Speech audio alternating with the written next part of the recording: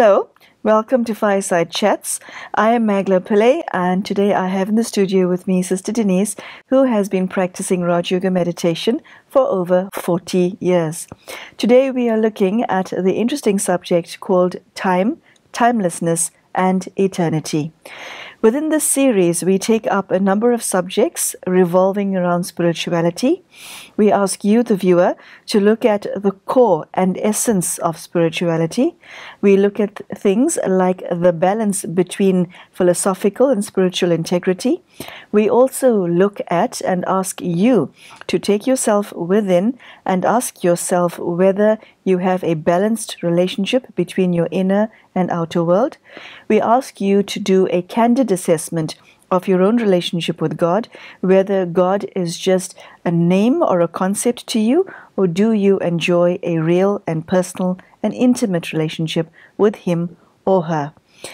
Sister Denise, thank you very much for joining us. Thank you. Time, timelessness, and eternity. That is a mouthful. Tell us, what do these words mean to you? I think time is a vector. Really? There's time and there's space, and you need those two for anything to happen. If there's no time, no space, nothing happens. So the human soul comes into time, that means into action. Every action has a duration, and it has to be somewhere. There has to be a place where something occurs. So it's a something that you can come out of and look at. So the world that we know is the world of time and space, or sometimes called the space-time continuum. Now we're talking about timelessness. So timelessness as a word is a sort of a quality. Now, when we talk about time, we're also talking about deterioration. As soon as something comes into existence, any product that you make, it begins to deteriorate. So there is a process of creating an object, and then it's new. Or you build a house, it's new. And before you've even finished, things start to break or go wrong or whatever. The process of deterioration occurs. And then timelessness is where you have a feeling that nothing is deteriorating. It's just holding itself. It's staying the same. Okay. So Denise, why is the subject of relevance to somebody who is embarking on a spiritual journey or wants to understand themselves from a spiritual perspective? It is because you yourself are eternal. You yourself, the soul, you come into time and space, perform actions in time and space, and come out of it. So that what happens is, for somebody who thinks of themselves as material, then you are bound by time and space. But when you think of yourself as non-material, then you can enter it, use it, extract yourself from it. It gives you a completely different angle on the phenomenon of existence. Okay. So tell me, as one proceeds through one's daily life, are you just aware of the day, or are you aware of a bigger picture of time? There are many different ways that you feel time. They say, when you're enjoying yourself, time disappears like really quickly. If something is, or maybe you're waiting for something, or you have very different experience of time. Sometimes time goes by so slowly. Sometimes it flashes by. So your sense of it is absolutely a factor of what is occurring. A clock will move along chronologically at a particular time. A second is this much long, a minute is this much long. But the way that you experience time is very different from how time is calculated on a clock. And the Greeks had another word for it. I mean, there's chronological time. This happened, then this happened, then this happened, and so on. Another kind of time, which is called kairos time. And that's a very interesting feel for time. And there is a symbol for kairos time, which is a young boy with a lot of hair, and he's running by absolutely naked, and you have to catch him by his hair, and that's kairos time. So what this means is that there are moments that are significant moments, life-changing moments, crossroads of your life moments, where that moment in time changes the course of time, or changes the way that your life is going.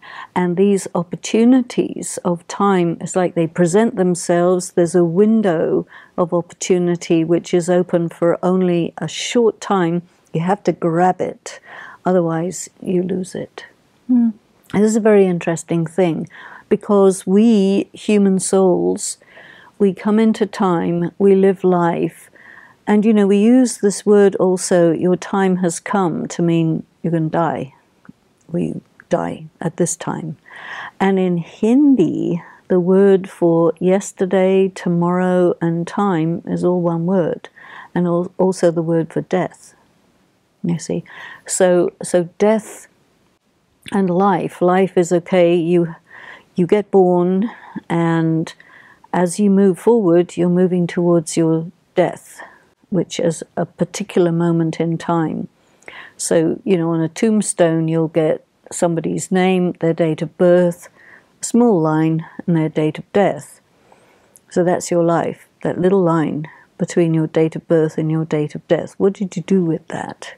So time is a kind of circumstance in which you have an opportunity to do something of significance, which gives significance to you, but you yourself are also out of time. So you come out of time, you go into time. It's very difficult for a person to think about themselves as eternal. We use the word eternity, which means there's no end of time.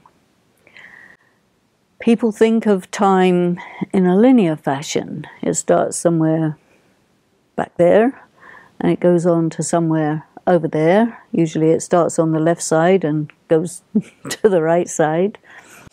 It's going in a particular direction, which is chronological. It goes from the past through the present to the future. And linear time, there's a blank at both ends where you don't know. In spirituality, we think of circular time, because linear time is by definition limited, and so it can't be eternal. But if you say that there is such a thing as eternity, it means that time has to be circular, because it can only be eternal if it keeps on going. And in fact, the symbol for infinity is a figure 8 on its side. It just goes like this. And it means that, you know, there's two sides of time, and time is calculated in terms of days and nights. So you have the day and you have the night of a human soul. So the day of a soul is the time of enlightenment, and the night of a soul is a time of darkness, spiritual darkness. And so this whole thing of eternal time as a continuous movement between darkness and light, and it's all about cycles. So the world, the seasons, the year, the movement of the planets around the sun, and so on. This is how we work with time. This is how we calculate time. And why it is of significance is we want to know, how long is time? What happens in time? And can I come out of time? And so spirituality is all about showing a person how they can be in time or out of time. There are strange phenomenon. For example, sometimes people say, okay, we were in a car accident, which happened, really quickly, but time slowed down so that you were able to experience all the details of your car crash, though it happened in a second, but it feels like 10 minutes. Now, I had an interesting experience myself where I was somewhere and it was being videotaped, and at the time I experienced this particular occurrence. It felt like it was taking 10 minutes. And then in hindsight, I went back to my memory of it and I said, it couldn't have taken 10 minutes. So I thought, let me check the video. And it took about 10 seconds. But it was an experience of a very spiritual kind. And I think it's as if I had somehow gone out of the normal dimension of chronological time into some different dimension where time got stretched out, so that the experience could be really slow, really deep, and really memorable. So then chronological time is a kind of something that we've invented, but the way we experience time is very different. In a person's life, usually children experience time much more slowly. And as you grow older, it goes faster and faster and faster. Now, it doesn't actually change speed, but your perception of it changes speed, because time is an experience that has to do with how many things take place in a particular period of time. So when a lot of things take place in a little time, then you feel time goes by very quickly. And when not very much is taking place, it goes by slowly. So that means that the sensation of time has to do with what's happening. Sister Denise, I once heard the head of the Brahmakumaris, Daddy Janki, saying that I do not use time, I experience time. I found this statement to be very curious. And could you tell us what she meant by it? Does somebody who's that high up in the spiritual hierarchy experience time differently from the way us mere mortals do? I think that time is connected with thought. So when people have a lot of thoughts and they say, I don't have time, I need more time. It's as if they come under an influence of time where time limits them. And I think what Daddy Janki is talking about is that her capacity to control her thought has caused her to be able to control time and to use time and not get used by time. And that is a very high stage of spiritual achievement. You make time work for you.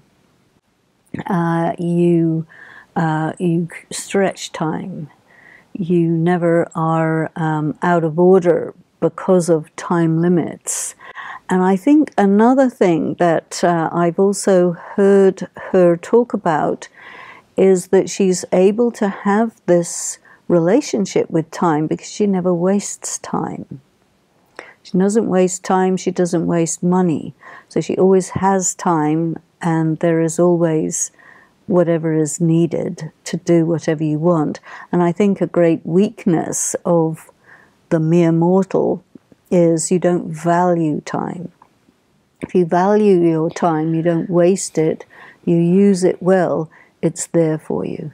Because it is like a commodity, it's an asset. Sister Denise, what would you say to people who have an antagonistic relationship towards time? By that I mean, we find people saying, I wish I had more time. We'll find a surgeon saying to a terminally ill patient, I'm so sorry, but you don't have enough time. And then the patient thinks, oh my God, if only I had more time. When we're facing death, then we wish we had more time. Why is there an antagonistic relationship towards something that's free? Well, it's not free. Time is not free? No. Time is an asset. It's a commodity. It's like money. Okay, hold on. If it's not free, in what currency do we pay for it? Well, it is there for us, but how we use it determines whether it's still there for us.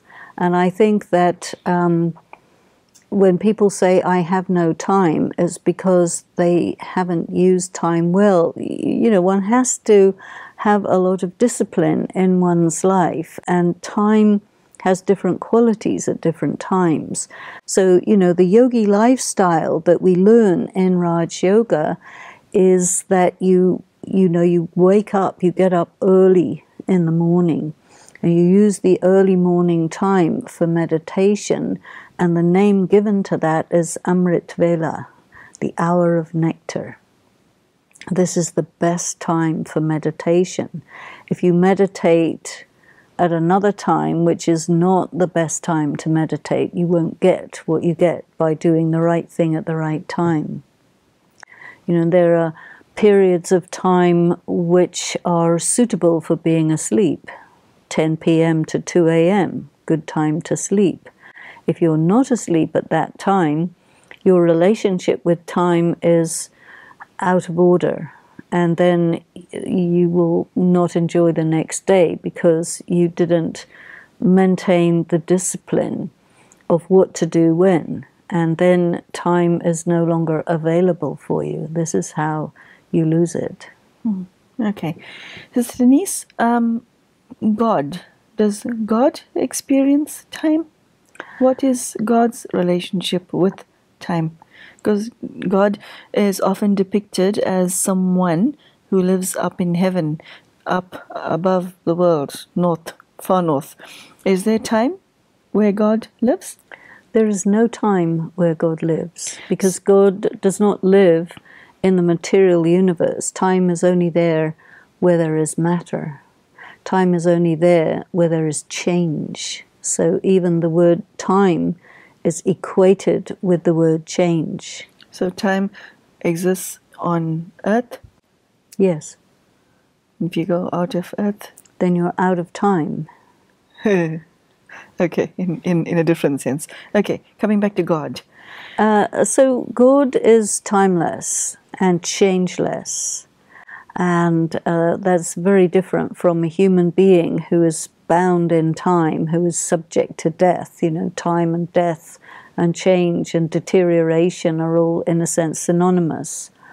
So what you have to become is, in a sense, a conqueror of time. That means somebody who isn't subject to death, isn't subject to, you know, making mistakes around time. So you have to practice to be the eternal soul, to be in your timelessness, enter into time, enter into action, do what you have to do, and then pull yourself out of it so that you get an experience of coming into action in time and coming out of it, so that then you're able to experience time and timelessness. It's a very nice way to be. Ultimately, the soul lives in the same region as God, the region of light, the region of changelessness and timelessness. And in that region, there is no experience for a human soul. God knows all things independently of their chronological occurrence, which means God knows the past, present, and future, and can see all things at all times, because God is not a human soul. It's a very different kind of a soul from us. But at the same time, we will say, well, I'm a child of God. And God will say, well, I will show you how to be like me, even though you're a human soul, so that you can perceive the reality of the world and the human experience from the same angle as me. And by doing that, you're able to transcend the limitations of being a mere human who's just caught up in just this tiny little slice of time that's called a single life. And so God will say, okay, a soul passes through the whole cycle of time, has many incarnations, and passes through all the changes that there are in time, the change from light to dark, from perfection to imperfection, and become detached from that so that you're able to be a spinner of the cycle of self-realization. You can really know yourself in the vector of time from beyond time. And that is a very, very special state of consciousness that is highly desirable to a person who practices their spirituality, because then they become, independent of death. So death isn't something that takes you. It's something that you understand differently. I'm an eternal, immortal soul, and I will take one body and leave another, but there's never really an experience of death. It's just a change of costume. So then time doesn't anymore mean death. Time means it is a commodity in which you create pure karma, in which you create beauty. So then the soul becomes the artist who uses time and space to create beauty, to create fortune, to create meaning under the guidance of God. So that's very special. Ms. Denise, on previous episodes you mentioned that it is at this time that God is active. You used the word active. So what is special about this time? Because God has been famous throughout time. This is not the only century in which mankind needed God. So why this time? Why God now? What is the relationship? We call this the confluence age. The confluence of what? Confluence of one cycle of time with another cycle of time. And so the cycle of time means you go from a state of perfection to a state of imperfection. And the process of deterioration happens automatically. But to go from a completely deteriorated, weak, empty state or dark state to its total opposite requires something outside the machinery. And this is why sometimes in Latin God is called Deus ex machina, because God doesn't deteriorate. So God is the only energy or being that can actually cause time to go from the end to the beginning and reset the machinery of time in which the wonder of the history of humanity can take place, all the way from the beauty, the extraordinariness of heaven, which is known as the creation of God, through time, where that gradually deteriorates and there is a loss of consciousness, a fall from grace, the long dark night of humanity's journey through the land of search, the land of war, the land of human suffering, to again reconnect with God and again take that light and energy and once again perform the wonder of the resetting of the human world and the cycle of time, which is a miraculous phenomenon that remains, I think, impossible for people to know until God communicates that to people. And that is the extraordinary thing about this time where this is happening. Okay. Sister Denise, I want you to take me through briefly through the mind of somebody who's spiritually aware and how he respects time on a practical level on any given day. Most of us get up in the morning, go about your daily activities, do whatever you want to do, come back home from work, if you're employed, watch some television, have supper, go to bed. Okay? And that's a good day, okay, because nothing bad happened. So tell us, if you're spiritually aware, what time becomes then? Do you think that, oh, today is very precious? What are your thought patterns vis-a-vis time? It is said in teachings of spirituality that every day is a microcosm for your life. And every day is a microcosm of all of time.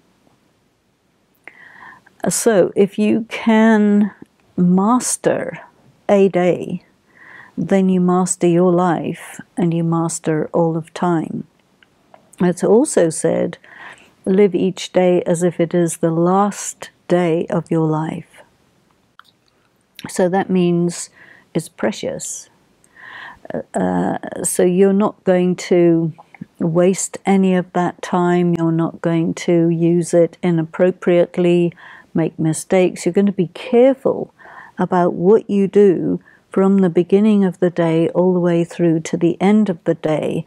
And a spiritual practice teaches you like a choreography of moving through the day. So in a general way, your early morning, especially for your meditation, your spiritual foundation, then you have to look after your body, so you have to eat, you have to do some work for the maintenance of your body, you have responsibilities, you have people, you have social time, you have quiet time, you have work time, you have time for the community, you do some kind of service, you have again a meditation at the end of the work day, then you move into your family time, and then you take rest, and if you do all of these things in a very pure way, just making sure that you do the right thing at the right time, you come into sync with time. Because the thing about time is there is this aspect of destiny. And so if you can sync yourself up with destiny and just be completely in time with time or in tune with time, then everything moves, you can say, very beautifully. And then you feel, yeah, this is the way to be. Okay, so it boils down to your way of being. Yeah. Okay, that's a lovely note. We've run out of time. So thank you. Thank you very much. So there you have it. I don't know if this subject is of any interest to you. There is a very large percentage of you who feels that the day is too short, and for others it feels that time is crawling at snail's pace. Whichever category you fall into, Sister Denise asks that you revisit your relationship with time, and once one adopts a spiritual relationship with time, you experience time in a totally different and a more healthy fashion. And if, like most people, you're afraid of death, it simply means that you haven't fully grasped the concept of spirituality and do have a dysfunctional relationship with time, which can change because we're all here to learn and to grow.